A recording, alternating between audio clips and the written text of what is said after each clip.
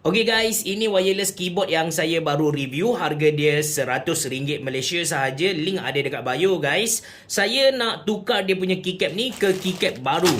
Keycap yang ada elemen-elemen Jepun ni. Let's go.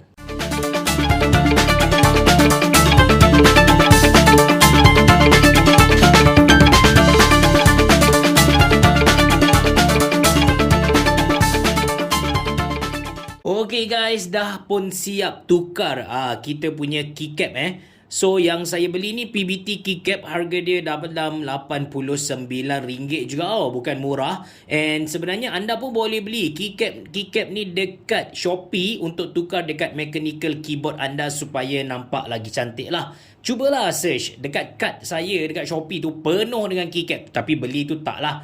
Bereboh, jumpa lagi.